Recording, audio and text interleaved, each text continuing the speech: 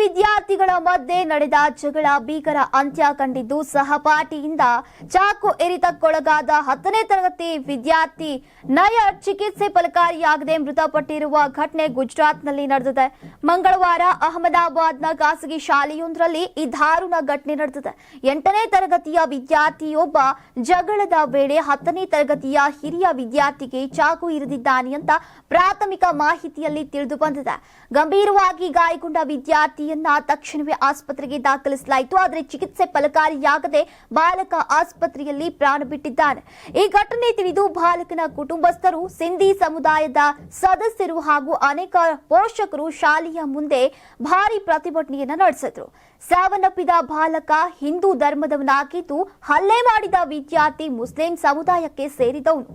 ಈ ವಿಚಾರ ಗೊತ್ತಾಗ್ತಾ ಇದ್ದಂತೆ ಸ್ಥಳದಲ್ಲಿ ಉದ್ವಿಗ್ನ ಪರಿಸ್ಥಿತಿ ಉಂಟಾಗಿತ್ತು. ಪ್ರತಿಭಟನಾಕಾರರು ಶಾಲೆಗೆ ನುಗ್ಗಿ ಪೀಠೋಪಕರಣಗಳನ್ನ ಧ್ವಂಸ ಮಾಡಿದ್ದಾರೆ. ಶಾಲಾ ಆಡಳಿತ ಮಂಡಳಿಯ ವಿರುದ್ಧ ಕ್ರಮ ಕೈಗೊಳ್ಳುವಂತೆ ಕೆಲ ಹಿಂದೂ ಸಂಘಟನೆಗಳು ಒತ್ತಾಯಿಸಿವೆ.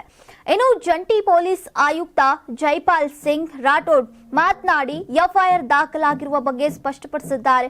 ಆರೋಪಿ ಸದ್ಯ ಬಾಲಕನನ್ನ ಪೊಲೀಸರು ವಶಕ್ಕೆ ಪಡೆದಿದ್ದು ಹೆಚ್ಚಿನ ತನಿಖೆ ನಡೀತಾ ಇದೆ. ನಾನು 86 ಕೆಜಿ ಇದ್ದವಳು 71 ಕೆಜಿ ಬಂದಿದ್ದೇನೆ. ವಯಸ್ಸಾದ್ಮೇಲೆ ಸ್ಮಾರ್ಟ್ ಆಗಿ ಕಾಣ್ತೀರಾ ಅಂದ್ರೆ ಜಿನ್ನಿ. 126 ಕೆಜಿ ವೇಟ್ ಇದ್ದು ನಾವು ಈಗ 114 ಕೆಜಿ ಲೆಕ್ಕ ಬಂದಿದ್ದೀವಿ. ಯಾವುದೇ ಸೈಡ್ ಎಫೆಕ್ಟ್ ಆಗಿಲ್ಲ. 84ರಿಂದ 50 ಕೆಜಿ ಬಂದೆ. ಆಮೇಲೆ ಸಣ್ಣಗೆ ಫಿಟ್ ಆಗಿದ್ದೀನಿ. ಅದಕ್ಕೆ ನಾನು ಯೂಸ್ ಮಾಡ್ತಾ ಇರೋದು ಜೀನಿ ಸ್ಲಿಮ್.